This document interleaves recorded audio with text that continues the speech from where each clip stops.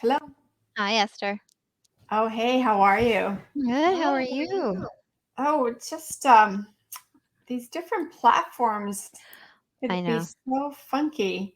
I know. And I used the same platform for Stanford Directors College, and I had an Mm. echo for the first 10 minutes. I couldn't hear anything but myself. So Oh, I was just fingers crossed this whole time. I was trying to get in early just to make sure. can you hear me okay? I can. You sound great. Video and audio sounds great. Well, the problem is that my camera is way up there. So I want to be looking at you here, but Mm-hmm. it just the whole I thing. know. Yeah, I I know. can't. I usually will put the how Zoom, you can move your little squares up here and I can talk to people. So I feel Mm-hmm. really awkward. Like, Yes. hello. Hello, Anna's jumping in. I just texted her. So, Sounds good. hello, everybody. Hi, Gwen. And How's it Esther, your going? lighting is like amazing today. Oh, thank you. I was just saying the setup could be so weird because my camera's up there, but I want to be seeing you down here. And it would be awkward to be talking to people down here, right? So I finally put like a paper clip for like this summit. I've got these weird things because I realize where your eyes go and like where it's that awkward thing. So, yeah, but I think it should be really fun. So people have been getting on okay. It's a little awkward, but we've been having about 80 people. This is Anna. Hold on just one second. okay. Please, Hello. by all means. Yes, please. Our moderator for the discussion. Okay, so did you go to the upper right corner that says access to audio and video? Esther, do you hear a clicking sound or is it Yeah, just me? I Okay, you do. hear it too. I Okay. do. Now, is there a way to mute myself if I have? Oh, wait, I see it down here. Sorry. Yeah, I think you mute at the bottom. Okay. Now, what is that? Oh, no, I don't want that. That's interesting. Cancel. Okay. There, I can mute. Sometimes my kids are home now and they sometimes add noise to Yes, I know. I can understand for sure. Yeah.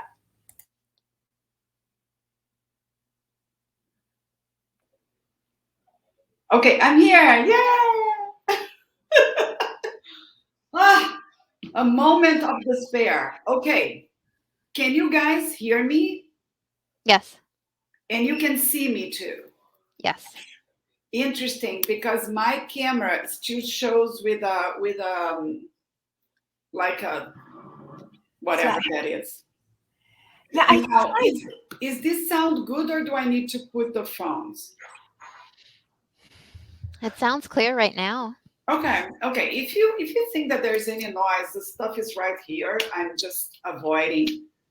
Esther, how many panels do you think we can do together on the same day?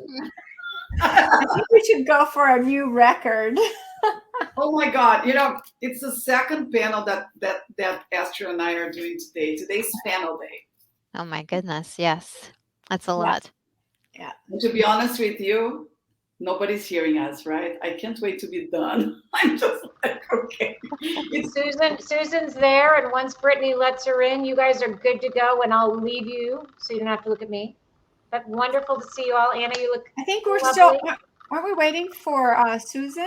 We're waiting for Susan. Susan, she's there. She just pressed the share audio video. When I wrap up at 5:50, right? Yes. Hold on. Wait. 5:05 to 5:40. 5:40. Okay, 5:40. So at 5:40. And at 5:40, what do I say? I pass it back to you. You just close it. There'll be like a voice of God, and because people are in breakouts, they'll kind of be brought back to the main stage. So you don't have to pass it back to me or anybody. It'll just be. Hi, Susan. Hi, everybody. How are you? Hi, Susan. Bringing color to our panel. Good to see you. I know. I love that. I thought I'd just put a little snap to it, Anna. I'm going to jump off stage. You guys are amazing. I'm going to let Brittany handle you. Can I go ahead and start? Is that just like that? Brittany will tell you because I think the others are closing out. So Brittany will be like, Anna, you're ready to go. So Okay, all I right. think we're getting about 50 to 80 people in breakout room, just so you all know. There's been the chats on the side. If Edie joins the breakout, there'll be a lot of chats. Oh, I think Brittany is probably being able to hear us because she said, yes, hold please. I'm going to jump off, but thank you all for doing Thank you, this. Gwen. Thanks, Gwen. Gwen. Thank you. So Susan, I hear it is raining a lot there, right? No, actually, the sun is shining right now. It's beautiful, but it's That's been so raining funny. every day in Florida. I spoke with my husband literally an hour ago, and he said it's pouring here. But it was, but now the sun's out. This is Florida for you. That is good. Hey, how is the sound? Does it sound echoey or I don't far know. away? You sound great. No, it sounds good. Sounds really Not good. okay too. Not There Yes. was, and to be honest with you, I was in a just watching one of those panels, and I don't think the moderator knew that, but one of the panelists for the audience, she was on mute. The moderator could hear her certainly because she was not noticing anything, but for us, she was mute. Oh.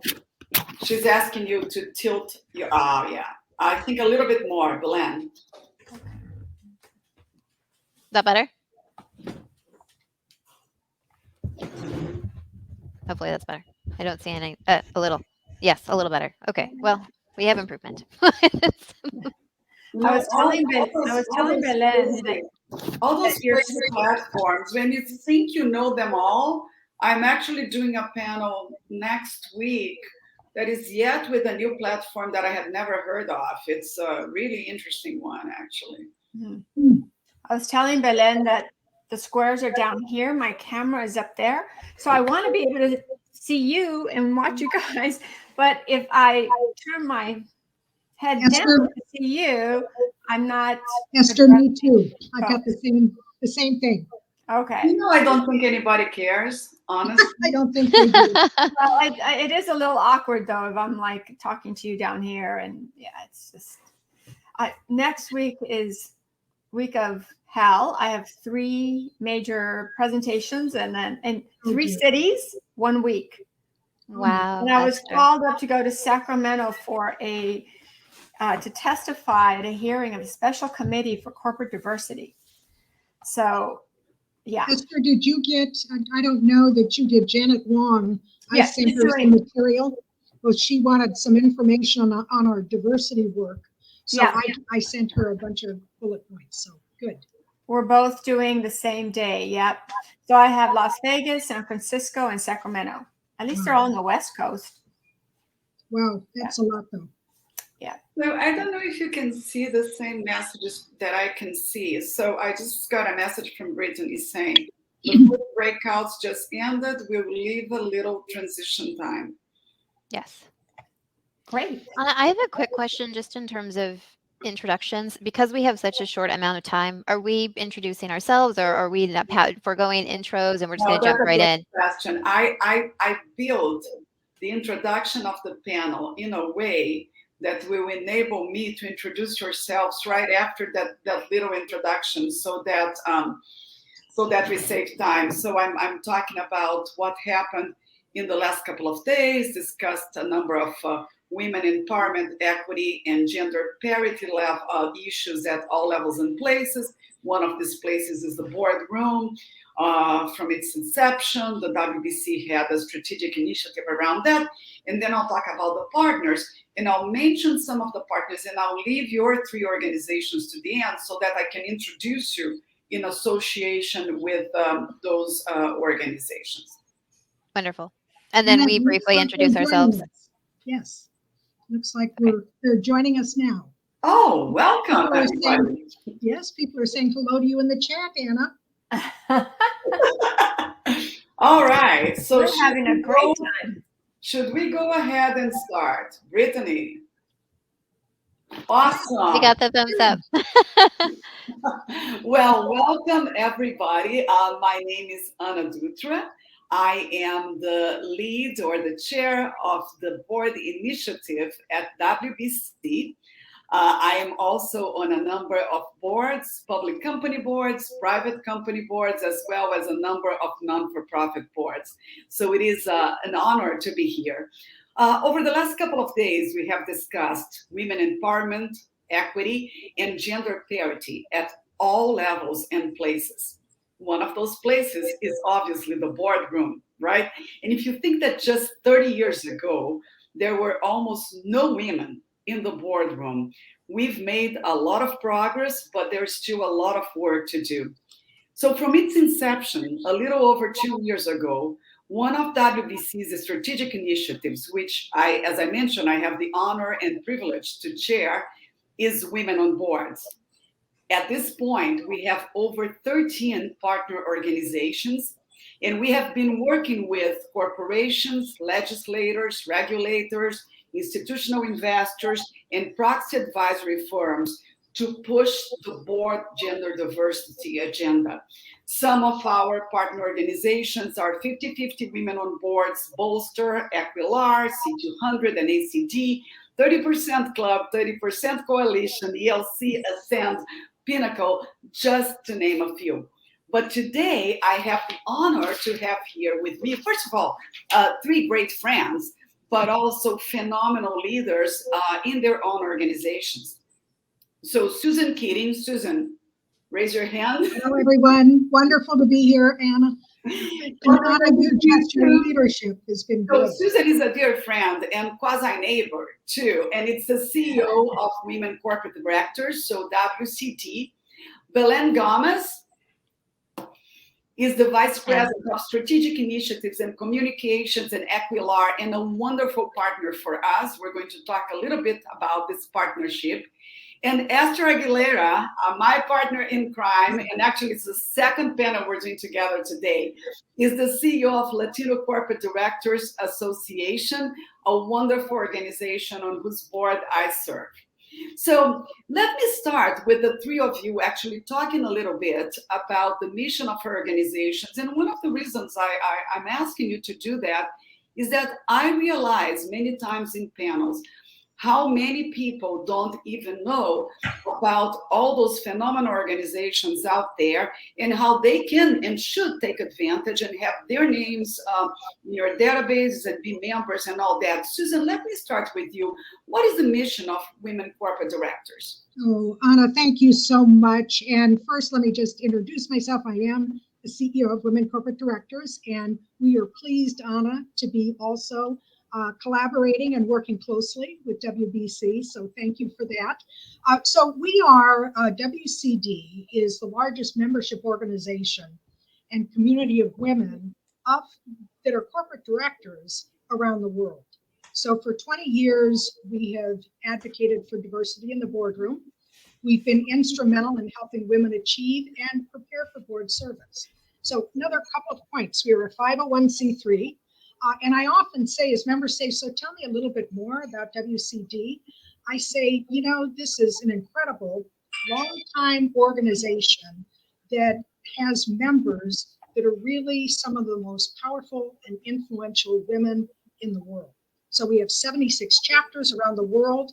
And just specifically to your question on mission, our mission is to really foster a powerful, trusted, and global community, to increase representation of women on public and large private company boards, to increase the pipeline, and we can talk more about that a little bit later. We also provide education and tools. So all in all, I would just say we are an organization that really we're a catalyst for board diversity. And importantly, since we're facing a period of time in history where the opportunity to take a bold step forward is here, we think we can really move the needle and just really accelerate women in the boardroom over the coming years. So I'll turn it back to you, Anna. Thank you, Susan. Belen, would you please tell us a little bit about the mission of Equilar, but also tell us this in the context of your experience having been in this board data arena for over 10 years now. What changed? What trends? Absolutely. It's a pleasure to be here, Anna, and with you, Esther and Susan, and with the rest of the group that's listening in. So just a little bit about Equilar, and really thinking about it in the context of the work that we do as a part of our Equity Diversity Network is really two parts. One is to provide a platform visibility for several of our partners that we work with, many that are on the screen represented here, and nearly 50 organizations that we work with, all focused on diversity in the boardroom in terms of different aspects and how we define diversity, whether it's gender, ethnicity, et cetera, but provide them a platform and access to all of their members, which are highly qualified, diverse candidates, and make sure that they have profiles and visibility within our Board Edge platform, which at this point, hundreds of companies are tapping into to help support their board succession processes. So that's number one, is just, as Susan said, being an advocate for board diversity and providing a channel to tap into a very broad, diverse talent pool for board service. And then the second aspect is the data. It really comes back to you manage what you measure. And this is something that is core to Equilar. We are a data company at our core, at our heart, and really focusing on areas of diversity in the boardroom where we can shine a spotlight and work with so many of our partners to help shine a spotlight on underrepresented groups and how we're making progress in moving the needle on board diversity in many different fronts. So that's really our mission at Equilar across those two aspects of the work that we do.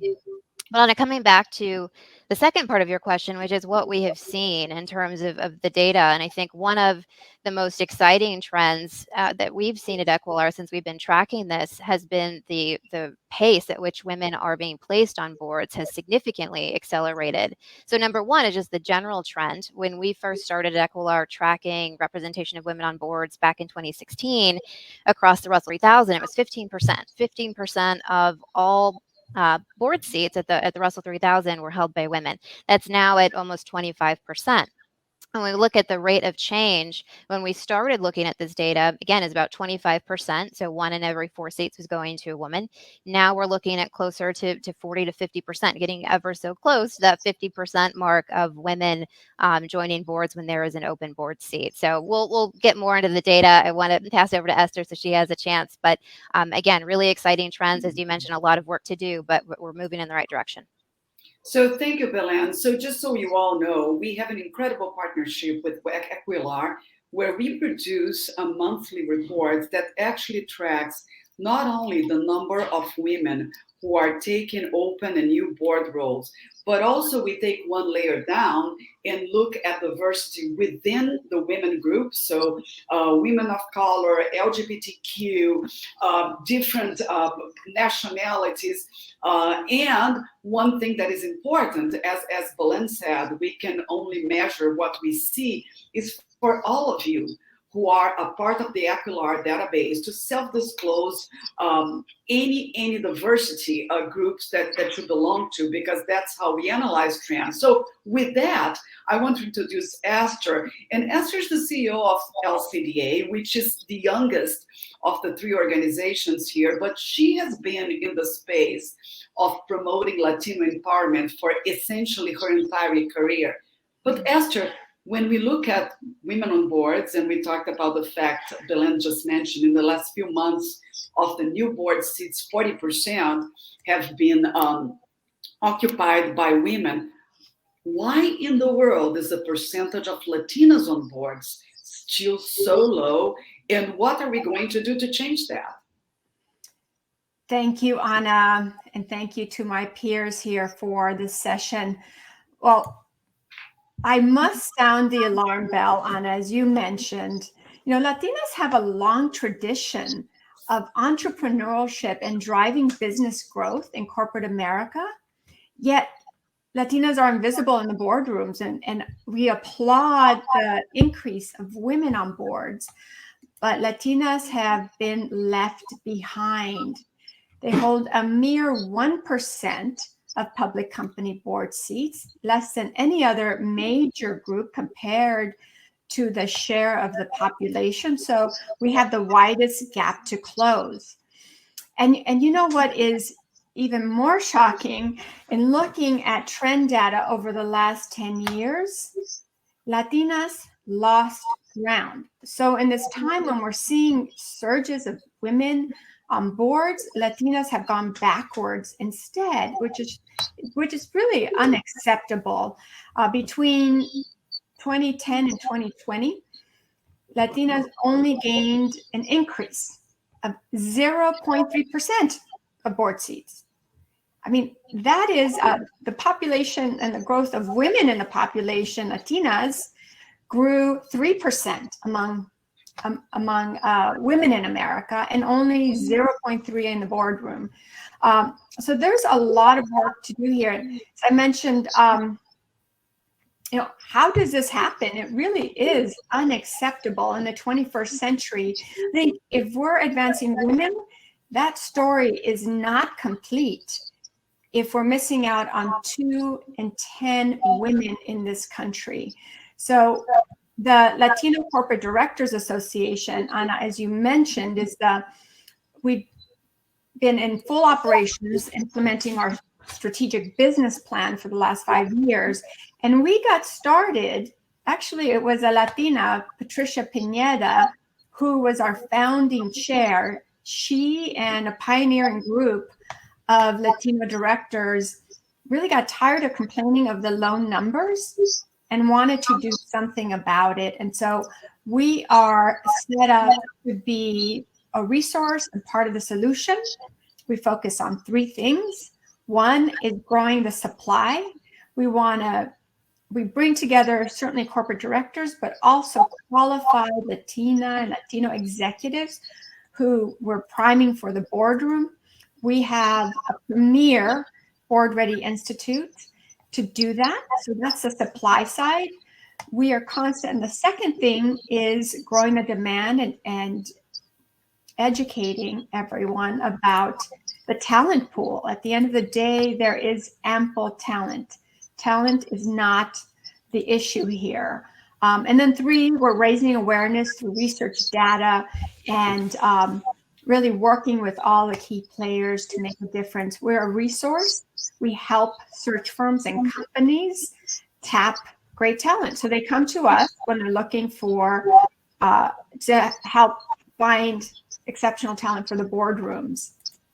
Wonderful. So Susan, one of the things that we saw happening over the last 3 years was some states issuing diversity mandates, right? So California was the first one, and then Illinois, and actually Esther and I went to talk in Illinois before the mandate was worded to make sure that it was not just women, but it was women and diverse candidates. So tell us a little bit. I know WCG has been very, very close to all those movements. Tell us a little bit about diversity mandates for boards.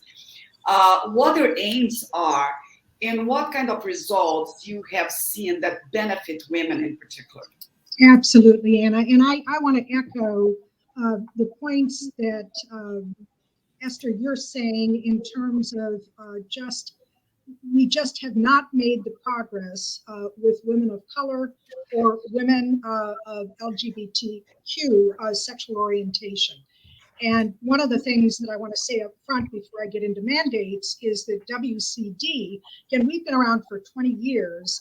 And one of the things that we recognize is that although we have made progress of getting and increasing gender diversity on boards, just as Belen was sharing, in fact, as we look at different communities of color and different sort of diverse women, if you will, we haven't made the same kind of progress. So I'm heartened, again, to work very closely with Esther and others. And also within WCD, we have a very intentional plan to increase the number of diverse women within our membership over the course of the next couple of years. So let me just say that mandates, the goal of mandates is really to increase the number of women and other underrepresented groups on corporate boards, and to have those companies receive the benefit of diverse perspectives. And we've heard the last full day of the summit yesterday, just the value of having diverse boards and what that does, particularly during these incredibly challenging and transformative times. So it's been a wonderful experience being here and attending this summit.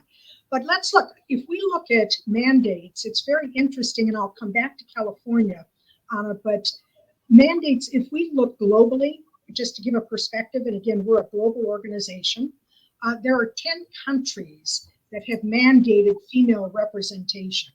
And just as an example, top of the list is France, where today they have 40% of boards have women on those boards, female representation. Norway, 40%, Belgium, 33%, Switzerland, 30%, Spain, 40%. What I'm saying is it's interesting. So there are 10 countries that mandate. There are 2 countries where there is basically voluntary quotas, which is the UK and Malaysia. But even with those voluntary quotas, the UK is at 33%, Malaysia 30%. So in other words, and WCD doesn't necessarily advocate for mandates. I mean, our position is whatever works to increase our representation, we support, but we aren't specifically one that actively looks to promote mandates. But if you look at the California mandate, and again, I'll take you back, September 30th, 2018, California became the first U.S. state to mandate board diversity for public companies that are headquartered in California. So they were requiring and did require at least one female director by December 31st, 2019. Now, Belen, you can validate this, but according to my notes with Equilar, in 2021, women, going back to 2018, women were 15.5% of California public company boards. In 2021, that figure has risen to 26.5%. So as we look at other states, Washington State passed in 2020, SSB 6037, which mandates again a gender diverse board by January 1st, 2022. Illinois doesn't have a mandate, but they're looking to have some reporting in on what's happening. And then, of course, I hope you all are very aware, I'm sure you are, of Nasdaq's new board diversity rule, which was approved by the SEC on April 6th of 2021. That's really designed to standardize disclosure, and so that there is transparency about board diversity, and really, again, to kind of help support all of this. So I'll mention Goldman Sachs. I think everybody knows that they've declared that they will only take a company, work with company IPOs on companies that have at least 2 diverse board members. So the trend, Anna, is there, that there's a lot of support from the legislative community, regulations, the investor community, and so forth. But at the end of the day, I really believe that it is organizations like ours collaborating together with our common mission and goal that can really make it happen. And I'm excited about that. Yeah, and you know, I'm glad you mentioned the Nasdaq mandate agreement with the SEC, because I do believe that that's a real game changer. And now everybody's waiting to see what the New York Stock Exchange is going to do, right? So Belen, you are deep into the data. Where are companies doing well with disclosures, and where do you see areas for improvement for disclosures in board diversity? Because one thing is to have the mandates out there, the other thing is compliance, right? It's a little bit like the broader category of ESG. So what are you seeing?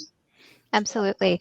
So we, as you can imagine, we look at thousands of proxies every single year during proxy season for the most part. And we're looking specifically at types of disclosures where companies are adding more detail, where it's a bit more boilerplate. And I think we've come a long way in the past 10 years in terms of moving away from boilerplate disclosure. I think a lot of that still exists, but we're starting to see more companies disclose, at least at a board level, the diversity metrics of their board. So whether that's ethnicity, percentage, gender representation, or other underrepresented metrics that they may be looking at in terms of what's represented at the board level. I think from a data standpoint, Where we're looking for a little bit more insight is more at the individual level. That's really what's going to help us track the progress we're making. I think the disclosure at the board level is great. It gives a good representation, but it's not helping us move the needle in terms of understanding how individuals are making progress or progressing in terms of adding more diverse members to boards at an individual level. So in any case, I think we're seeing a lot more in terms of detail. As Susan mentioned, that Nasdaq requirement is really going to go a long way in terms of standardizing how companies are disclosing this to stakeholders, investors, et cetera. But again, it's really the information at the individual level, which we talked about, Anna, is how do we encourage more individuals to self-identify. So it's not just for the person self-identification. It's really much broader than that. It's about the reporting and being able to track progress at a much broader level. Again, it comes back to manage what you measure. So in any case, that's what we're seeing on our end. And I expect when we see proxies coming out in 2022, especially those NASDAQ listed companies, we're going to get a lot more detail about the diversity of these boards.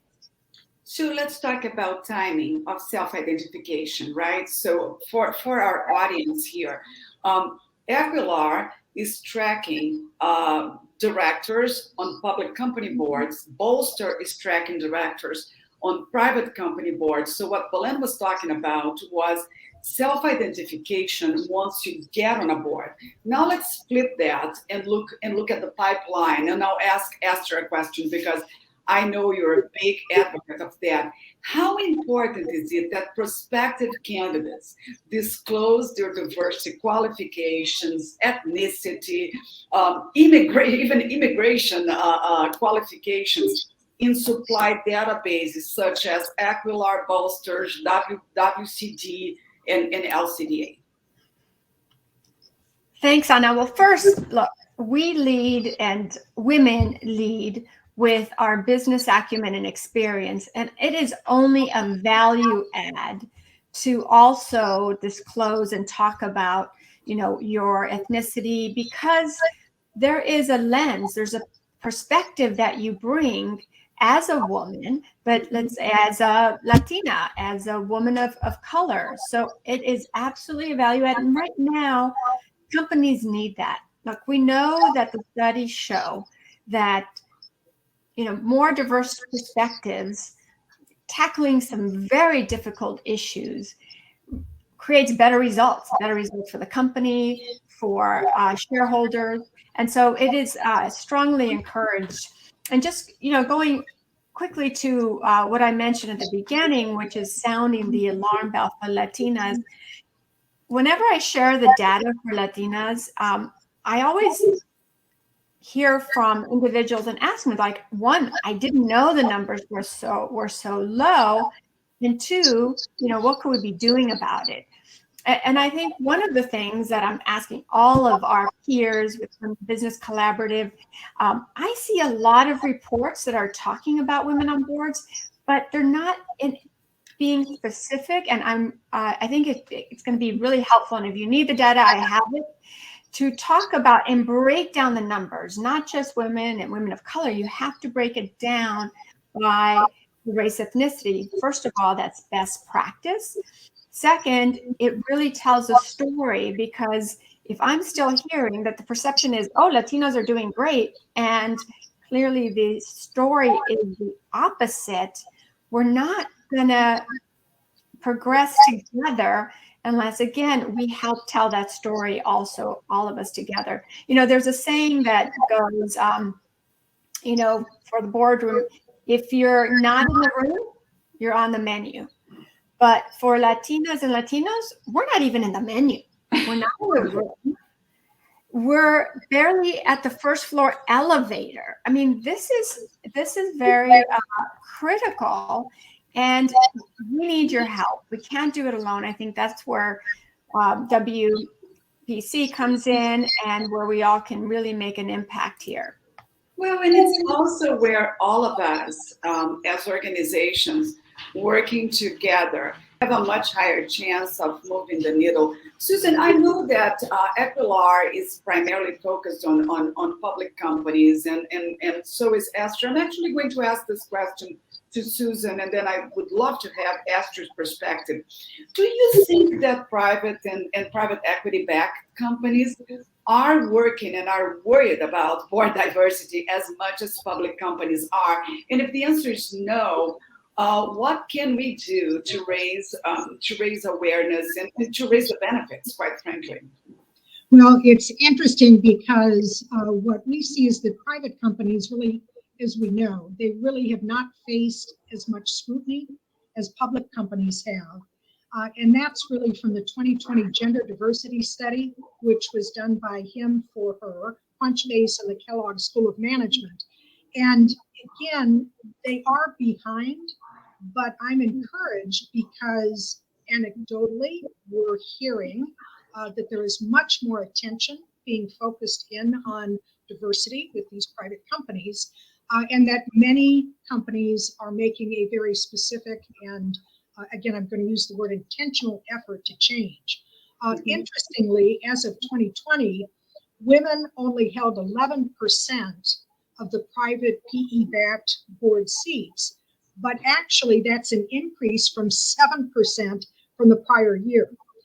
Interestingly, 51% of private boards include at least one woman, which is up from 40% in 2019.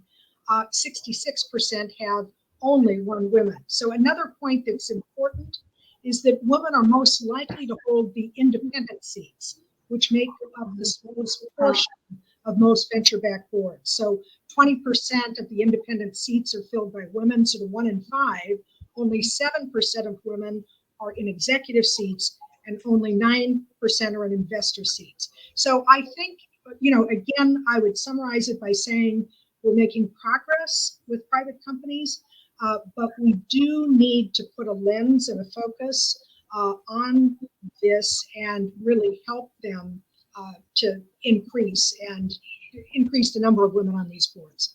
And in the that's very interesting. LCDA has a number of partnerships with private equity groups out there. What are you seeing? Are they coming to us and saying we want women of color, we want Latinas on our boards, or that's not necessarily an issue? Well, two things. One, I completely agree 100% with Susan and all the discussion here. Two things are happening. One, there is a battle for talent, and private equity wants the best people, both on the board and running the companies. And so they reached out to us and others because they know that we're not in their databases, and they want to be able to tap and have a wider pool. Again, because talent is a premium. Second, I'm on the board of the 30% Coalition, and it's large investors who advocate for diversity are part of the 30% Coalition. And they've been bringing together private equity and their LPs, their limited partners. And so they're having discussions. So private equity is hearing from their investors and limited partners about the importance. I think private equity is interested. They have made some gains on women, but it's still a long way to go with other diverse women and just women and men of color. So it's a start, and there's an interest, but we have a long way to go. Super. Belen, one thing that we're seeing in terms of trends is, of course, more reinforcement of age and term limits, and for that reason, more board refreshment. How do you see that board turnover or refreshment trends will affect how quickly the needle moves in terms of diversity? Do you think there's a correlation there? Absolutely. And we get that question frequently, not specific to term limits, but more along the lines of what is preventing us from moving the needle? What's preventing us from going faster in terms of the placement of women of color, underrepresented groups? And it really comes down to the number of available seats. And that's been sort of the long running narrative of typically in a year, a board maybe will turn over one seat. So if you think about the available seats to the talent pool that's available, that in itself, just the math, you can understand. But what we're seeing is more companies are coming around to adding additional seats and taking that step to add diverse talent and not just waiting for somebody to roll off due to an age limit or retirement, whatever the policy may be. But historically, that has been a blocker to making progress in terms of boards just waiting until an open seat or retirement was expected and then filling it as a part of their board succession plan. But I think we will start to see even more so companies opening up additional seats, adding an additional member, expanding the size of the board to start to bring on more diverse talent. So absolutely, it's been historically something that has been inhibiting in terms of a faster pace of movement and acceleration. But I think we'll start to see that change with more additional seats being opened up. So unfortunately, I know we could go on forever, and I feel so honored to be in the presence of the three of you. I will actually close with a pitch for you on behalf of the women who are on this panel, because those three phenomenal organizations with those incredible leaders are working on actually strengthening the pipeline. So with Board Ready Institute, with the Equilar Diversity Network, with the Board Ready training I would actually encourage all of you who are part of this session to get on their websites and, number one, see how you can just put yourself in the Equilar database. Go explore how you can be a member of the board preparation group for WCD, of the Board Ready Institute, because these women are doing such incredible leadership work on our behalf that we should leverage and take advantage. But Esther, Belen, and Susan, thank you so much for just being who you are and being the leaders you are and helping us to move the needle on the boardroom. Thank you, everybody. Thank you, Anna. Thank you, Anna. Thank you, Esther. Thank you, Susan, and thank you to WBC. Thank you all. Thank you. Terrific.